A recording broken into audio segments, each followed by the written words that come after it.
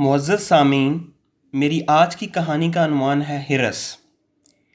ہرس ایک ایسے انسان کی کہانی ہے جسے زمانے کے بدلتے حالات اور معاشرتی رویوں نے اس کام کرنے پر مجبور کر دیا جو اس کی سرشت اور طبیعت میں نہ تھا۔ معزز سامعین، اب کہانی آپ کے لیے پیش خدمت ہے۔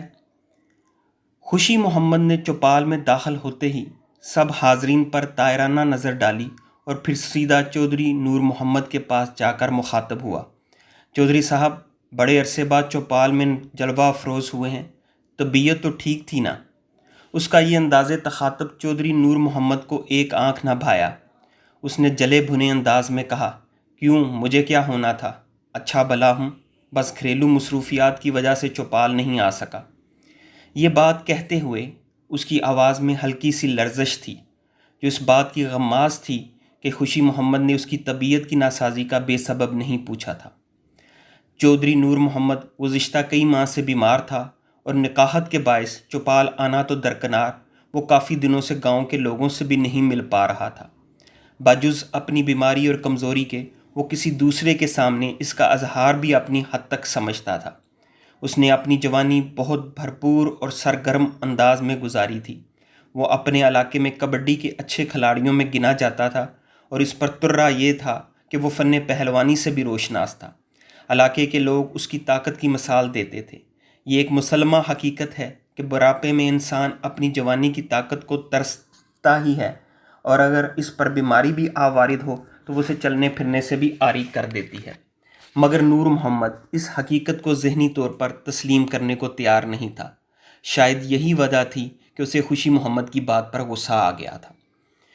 خوشی محمد یوں تو گاؤں کا ایک ترخان تھا، مگر انا ایسی کہ زمیندار بھی اس پر نازاں تھے۔ محنت اور ایمانداری سے کام کرنا اس کی سرشت بن چکا تھا۔ اپنے کام سے لگن نے اسے وہ شہرت دی کہ دور دور سے لوگ شادی بیاہ پر فرنیچر وغیرہ بنوانے کے لیے اس کو ترجیح دیتے۔ اس کے پاس اتنا کام ہوتا کہ اسے سر کھجانے کی فرصت نہ ملتی۔ وہ ایک آسودہ زندگی گزار رہا تھا، مگر پھر وقت کی تیز روی نے لوگوں کی ترجیحات کو بدل دیا اور زیادہ تر لوگ شہروں سے پہلے سے تیار شدہ فرنیچر خریدنا شروع ہو گئے، تو خوشی محمد کا کام بھی مندہ پڑ گیا۔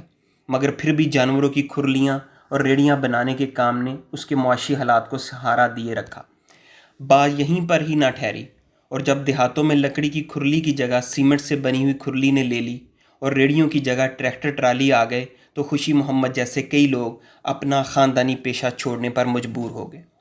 خوشی محمد نے بھی بدلتے حالات میں خود کو ڈھالتے ہوئے ترخان کے علاوہ کھیتوں میں محنت مزدوری کو آر نہ سمجھا۔ اس طرح اس کی گزر اوقات اچھے سے ہوتی رہی اور اسے کسی کے آگے ہاتھ پھیلانے کی نوبت نہ آئی۔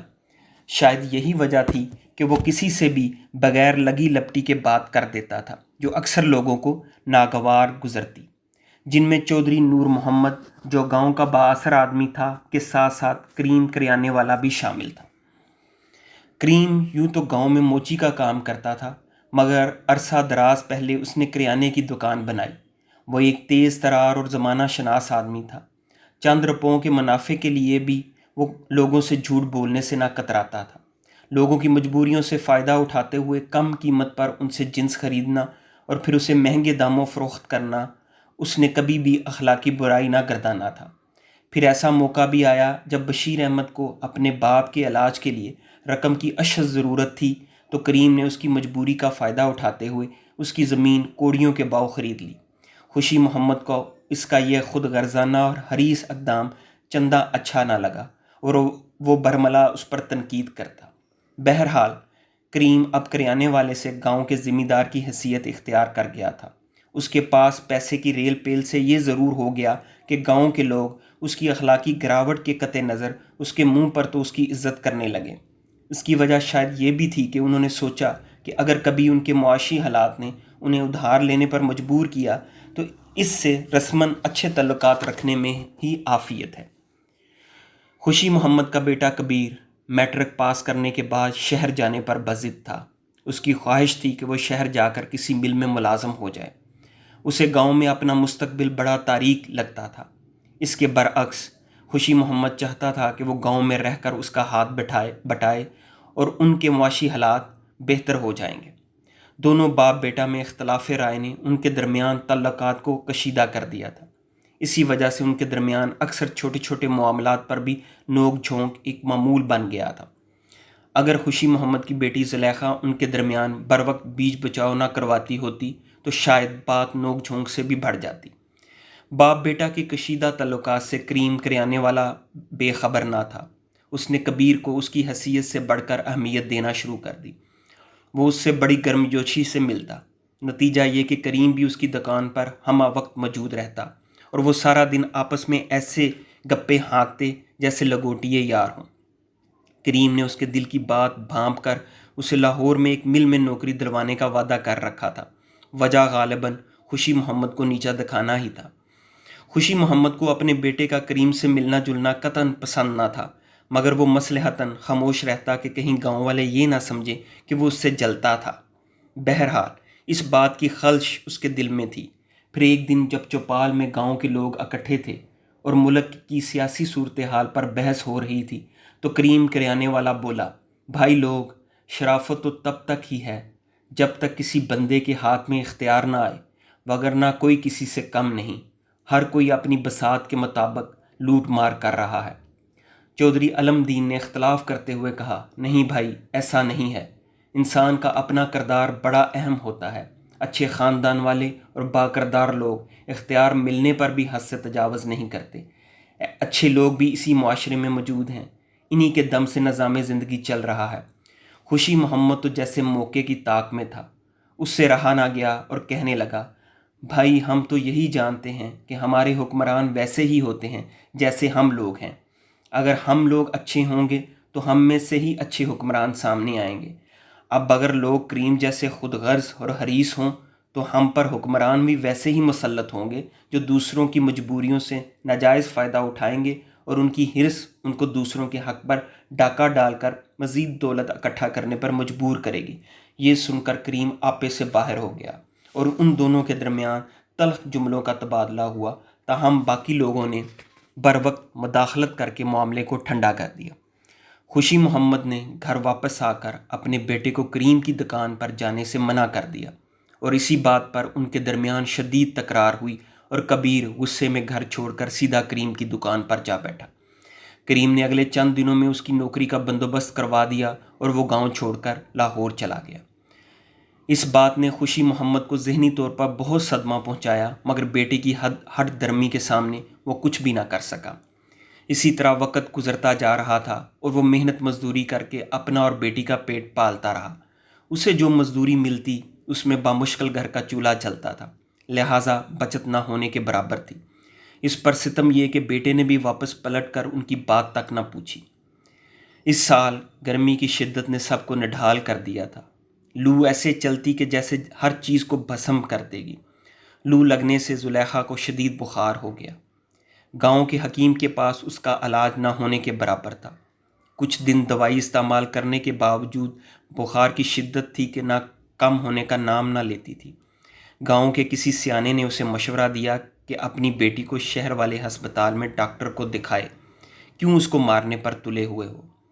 اس کے دل میں آئی کہ بیٹے کو بلاوا بھیج دے کہ بہن کا علاج کروائے۔ پھر یاد آیا کہ وہ بلاوا کہاں بھیجے گا؟ اس کم بخت نے کون سا اپنا عطا پتہ بتایا ہے؟ جب جیب ٹٹولی تو پیسے اتنے کم تھے کہ بامشکل شہر جانے کا کرایہ تھا۔ پیسے کس سے مانگتا؟ انا اور خودداری آڑے آئی کہ گاؤں والے کیا سوچیں گے کہ منگتوں کی طرح بھیک مانگ رہا ہے۔ بیٹی کی گرتی صحت کو دیکھ کر مجبوراً خوشی محمد بڑی ہمت کر کے چودھری نور محمد کے پاس گیا اور قدرے ہچکچاتے ہوئے اس سے رقم کا تقاضا کیا۔ چونکہ اس نے زندگی میں پہلی بار کسی سے رقم مانگی تھی تو اسے امید تھی کہ چودھری نور محمد اس کے پرانے برتاؤ کی بنیاد پر اسے انکار نہیں کرے گا، مگر اس نے خلاف توقع رقم دینے سے صاف انکار کر دیا۔ انکار کرتے ہوئے اس کے چہرے پر ایسی طمانینت اور احساس برتری تھا جیسے اسے برسوں سے اس لمحے کا انتظار تھا۔ اس کے بعد خوشی محمد کی گاؤں میں کسی دوسرے سے ادھار مانگنے کی ہمت نہ رہی۔ خیر، اس نے سوچا، اللہ بڑا کارساز ہے، بیٹی کو شہر لے کر جاتا ہوں، اللہ کوئی نہ کوئی سبب بنا دے گا۔ اس امید اور آس پر وہ اپنی بیٹی کے ہمراہ شہر چلا آیا۔ شہر میں سرکاری ہسپتال میں بیٹی کا چیک اپ کروانے اور دوائی لینے کے بعد اس کے پاس پیسے ختم ہو گئے۔ خوشی محمد سوچ میں پڑ گیا کہ اب کیا کرے۔ اسی اثنا میں اس کی نظر ایک خوش لباس نوجوان پر پڑی جو وضاقتہ سے اچھے گھرانے کا دکھائی دیتا تھا۔ وہ ہچکچاتے ہوئے اس کے پاس گیا اور اٹکتے الفاظ کے ساتھ کرائے کے لیے پیسوں کا تقاضا کیا۔ اس نوجوان نے خندہ پیشانی سے پوچھا، میاں جی کتنے پیسے چاہیے؟ وہ تذبذب کا شکار ہو کر بولا، 100 روپیہ۔ اس نوجوان نے 100 روپے کا نوٹ نکال کر اسے دے دیا۔ خوشی محمد نے اسے دعا دی اور شکریہ ادا کرتے ہوئے سوچنے لگا، کیا ہی اچھا ہوتا کہ 200 روپیہ ہی مانگ لیتا۔ ایک سواری کا کرایہ اس ڈر سے مانگا تھا کہ کہیں زیادہ رقم مانگنے پر وہ نوجوان انکار ہی نہ کر دے۔ کیا کروں؟ دوبارہ مانگ لوں؟ نہیں، وہ نوجوان کیا سوچے گا؟ اب وہ اس نوجوان سے نظریں چراتا ہوا دوسری طرف چل پڑا۔ اب وہ کنکھیوں سے اس نوجوان کو بھی دیکھ رہا تھا کہ وہ کہاں ہے، اور ساتھ ہی ساتھ کسی دوسرے مناسب وضاقتہ والے شخص کو ڈھونڈ رہا تھا جس سے وہ مزید 100 روپے کا تقاضا کر سکے تاکہ بس کنڈکٹر کی جلی کٹی باتوں سے بچ کر عزت کے ساتھ اپنے گاؤں واپس جا سکے۔ کافی دیر تک اس نوجوان سے نظریں بچاتے اور ادھر ادھر دیکھتے ہوئے وہ ایک شخص کے پاس گیا اور اس سے مدد کی التجا کی۔ عین اسی وقت وہی خوش لباس نوجوان ان کے قریب سے اپنے ایک ساتھی کے ساتھ گزر رہا تھا اور وہ خوشی محمد کی طرف دیکھ کر بولا، یار لوگوں کی ہرس ختم ہی نہیں ہوتی۔ معزز سامعین، میرا افسانہ یہاں پہ اختتام پذیر ہوتا ہے۔ آپ کا بہت شکریہ۔